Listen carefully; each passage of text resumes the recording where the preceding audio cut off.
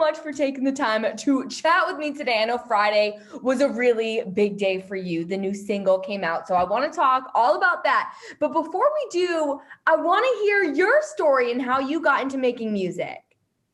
Well, that's a long story. In high school, I was even in middle school, I was obsessed with GarageBand and just building music and kind of coming up with ideas. And in high school, I played in a funk band, and I sang and played guitar in that. And then, freshman year of college, me and my buddy Luke started Bass Physics together. We wrote our first album, and I met Barry Fay and Tyler Fay with Fayline Presents, and kind of started playing shows and kicking things off. And, like I said, the project started as a duo, but in 2016, Luke left the project to kind of use his college degree and start doing more lucrative things, for a better word of it. But and so that's where Every Lonely Day, my release on Friday, comes in. It's the first single off of my re-debut, solo album of Bass Physics. So it's my first album that I've released by myself.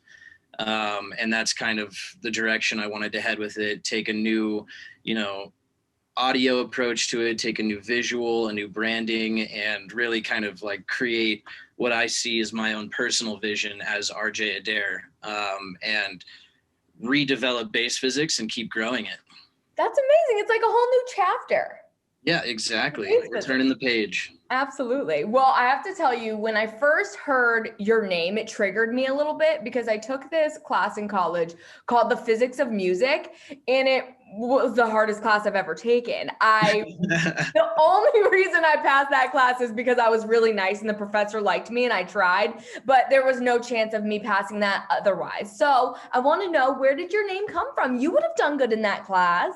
So as I said, it started with me and Luke, and our individual artist names was Applied Physics for me and Database for him. Okay. So we just took bass and physics and put it together, and it rolls off the tongue, and I think it has a cool connotation to it. And that's where the Science of Music kind of moniker for the project comes from. It's bass and physics, and the way I like to describe that is, bass physics is bass music. It's anywhere from melodic to dubstep to anything that I'm being influenced by at the time.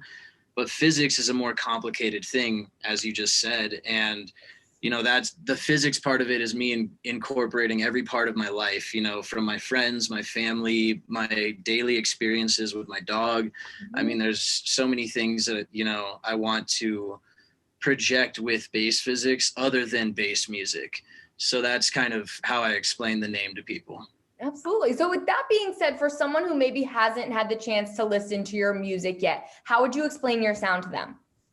I would say it's, hopefully they know what bass music is. Yes, let's start there, right? Yeah, but it's bass music, but it's melodic with live instruments. I play guitar and piano, and I try and make things as acoustic as I can, but also like dynamic and appeal to an EDM crowd, and the ability to play on a huge stage at a festival with massive wall of sound type capability. But yeah, it's bass music, it's melodic funk, hip hop, even dubstep. My collabs with So Down are more dubstep, mid tempo type bass music.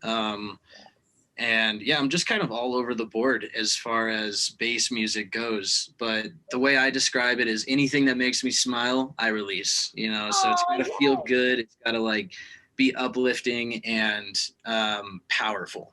Love that. And you mentioned So Down. You guys are like friends. You make a lot of music together. I know. Oh, yeah, we're best buds. Yeah, I love that.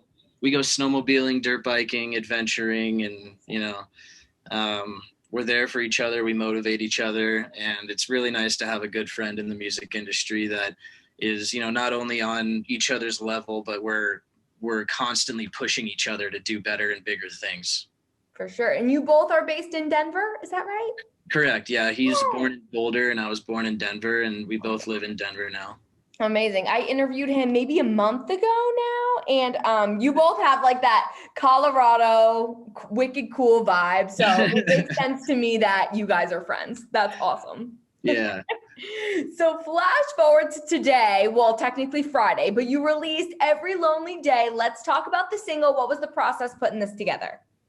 Well, it was written over a period of like 2 years. So even before the pandemic, I was working on it. And actually one spring I went up to the mountains and kind of leased out a house and just like had a mountain view. And I was sitting there just writing music. And so it's really inspired by the mountains in Colorado. And I wanted to create something that's like not only beautiful and like, again, uplifting sounding, but really powerful and like hits hard. And I just wanted to create something unique. I wasn't really trying to of course I'm influenced by all these different artists, and I try to be as sonically capable and be on that level as I can. But at the same time, I want my music to be unique. I want it to kind of stand out from everything else that's being released. And I think I did that pretty well with Every Lonely Day, or at least I'm really happy with it. So good. I think you did really well with that also. And I know that's extra special because, as you mentioned, this is your first kind of release as a solo person, as just you in bass physics, right? Yeah, well, it's not the first release. I've released numerous collabs and singles over the past couple of years. Again, Luke left in 2016, so I've released quite a few songs, but this album is the first album that I've released as the solo project of Bass Physics. So amazing. So Disillusion, right, is the name of the album. Yeah. What can you say about it? When are we getting it? Well, disillusion means, to realize something wasn't as great as you thought it once was. And, that kind of has a negative connotation to it. But the way I throw a positive spin on it is like, you have to have that moment of realization in order to change your life for the better. Mm-hmm. And so that's where the whole positivity realm of the album comes from. It's everybody has those moments of disillusion in their life where they thought either a person, a class, a career choice, anything you could be like, wow, I thought this was going to be amazing, but it's really not what I thought it was. And once you have that moment of realization, then you're like, okay, this is what I really want to do. And like that is like the motivation that a lot of people find. You have to go through trial and error, and you got to figure out what works and what doesn't work for you as a person. And this album is kind of taking that with my music, and it came down to me realizing that as long as it makes me smile, it makes me happy, and I'm proud of what I made, then that's all that matters, and people will vibrate with that. So I've stopped trying to, not that I did before, but like, I'm not trying to imitate a sound again. I'm trying to create something unique that means a lot to me. And that's where Disillusion kind of comes from. So it's a good concept to me to kind of have the re-debut, the re-intro of Bass Physics as RJ's project, and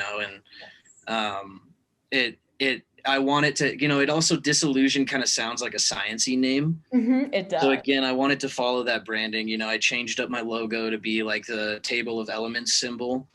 Yeah. And, in the future, you guys will see I'm going to have a new character. It'll be like astronaut kind of spacey stuff. And, I want the visual to go along with the audio, to go along with the vision, and kind of have a cohesive branding that people really attach to and understand. Absolutely. Well, I love that you kind of thought of Disillusion in that sense, because I also saw earlier this month you tweeted, you have to fail to succeed, which I feel like kind of falls into what you were just talking about. And I mean, that's something I 100% agree with. So I got to know, what do you feel has been the biggest failure in your life that you've learned from? Ooh, that's a good question. We're getting deep. I think, and I'm not going to pinpoint, anybody in my life, but like idolizing people that you think are like, wow, like this person is like a great person and they're doing everything right, and then you find out later in life that like they really weren't, or like they, you were trying to be like somebody that is not you. And I think that was one of the biggest moments of failure in my life, and also progression and change and disillusion, and, the ability to realize like, hey, I just have to be myself. I just have like, the more that I am myself, the more people will be gravitated towards me, and the more people that will attach to my project. For sure. That's such a good lesson to learn because I Yeah. feel like some people never do. And that is 100% true for Mhm. sure. And also being proud of that too, being Yes. proud of individualism and the ability to just love yourself. I think that's the biggest lesson that I learned is, you got to love yourself in order to love other people. And without that, you're not going to, you know, at least for me, I'm not going to feel as happy, in everything that I do. So Oh, I love that. Well, people are loving it. They're loving you. And I saw that you're already on a bunch of different lineups for festivals and shows and whatnot coming up. Is there anyone in particular that you're super excited about? Well, I have Global Dance Festival in July and super excited about that. I've worked with Global for numerous times over the past couple of years and, Ha's good family to me and I love the Denver fans so much. There's so much energy in the crowd. And then in October, I'm playing High Ground Festival too. And I'm super honored to be part of that as well. Casbo is one of my favorite artists ever. And his music is just so positive and uplifting. And, really, really excited and blessed to share the stage with him. And, I do have a couple other shows I haven't announced yet and I can't Okay. talk about yet, but Okay. you'll know when it's announced and I'm very excited for it. That's awesome. That's something to look forward to for sure. Looking back, is there a particular performance that sticks out to you that was your favorite so far? Definitely. I would say opening for Millennium at Red Rocks. And that was like, the crowd was full. It was like not even sunset yet. And like I don't know. It's just being raised in Denver and Colorado in general and going to Red Rock shows since I was a young kid and, partying there, doing all sorts of crazy shit and just looking at the stage. Like even before I made music, I looked at it and I was like, how do I get myself up there? Yeah. How do I achieve that? And so when the progress of 12 years of music went through, it was like, okay, now that's my goal. I really want to get on that stage. And, I've played Red Rocks 4 times now. I've done 2 global dance festivals, opened for Savoy and then the Millennium show. And I would say the Millennium show was the highlight because there was the most people there that were like really stoked to see me and my music. And, the Millennium fan base is just such a positive, uplifting, amazing fan base. Like, so to play to them at the most beautiful venue in the world at my dream spot, like almost makes me tear up thinking about it. It was really special. There's got to be something extra special too about performing where you're from. So, you're like in that area and just that's magical. That's really cool. Yeah. I saw that you recently celebrated your golden birthday, I did. Yeah. on the 28th. What did you do to celebrate? Happy belated. Well, I worked on music, Yeah. that was kind of what I wanted to do. I just wanted to keep looking towards the future and, keep working on my passion. And, I went to a friend's wedding and saw all my homies and, it wasn't really a 1-day thing for me. I'd like kind of made it a weekend and just kind of, yeah. So, Yeah. I had some fun, but really I took my mom out to dinner on my birthday and that was, my mom is number 1 person in my life. So. Oh, that's a good birthday. That's awesome. Yeah. I know you're busy enough, so if there's no answer to this, that's fine. But are there any other projects that you're working on that we haven't talked about that you're really excited about? Well, I've got music beyond the album that I'm working on and, it's not fully finished yet, but not really, just these upcoming shows and this album that I'm releasing and, all the new music that I've been working on and the new branding and kind of re-identifying myself with the project is really what I've been working the most on. Absolutely. A lot to look forward to coming from you for sure. And Yeah. last, but certainly not least, so here in the state of Maine, our state motto is the way life should be. So I want to know, according to you, what is the way life should be?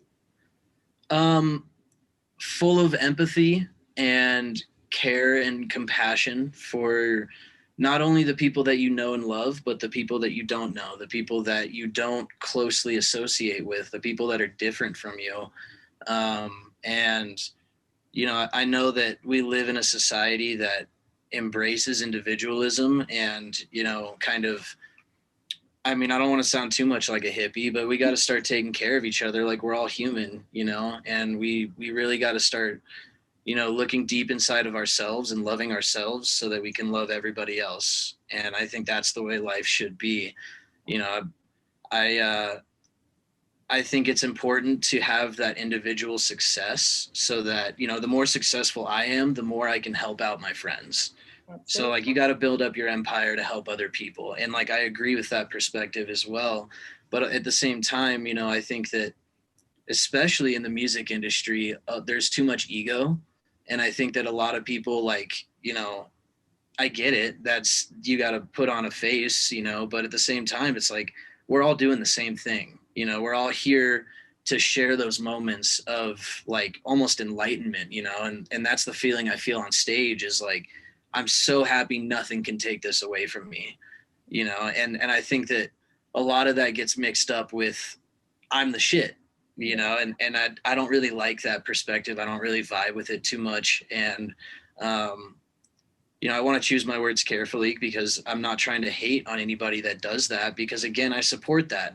I think that, you know, you got to work hard and you have to have that grit attitude and like I'm going to push and I'm going to push and you know, sometimes that persona does really well in other people's perspectives of you. But so does love, you know, so does caring for other people and other artists and, you know, making it a community where we're all sharing each other's art and helping each other. I think that's really important. Wow, I couldn't have said it better myself. That was perfect. Thank you so much. And I hope to see maybe Maine make it on the list of shows that you have yet to announce. Anything Yeah, you know, I don't think I've ever played Maine. Have you ever been out here? I have been out there, you know, as a young kid, I went to, I know it's not Maine, but I went to a camp in New Hampshire. Yeah. And my dad was a sailor. And, you know, I spent a lot of time in like Rhode Island and Block Island, you know, sailing out there. So the Northeast is definitely a home to me. And I've played in Vermont and, you know, other places up there, but I haven't played Maine. So I definitely have to get up there. Absolutely. Well, I look forward to it. We're manifesting it. And I also look forward to everything else you got coming out. Thank you so much for talking with me today. Of course. Thank you. Take care.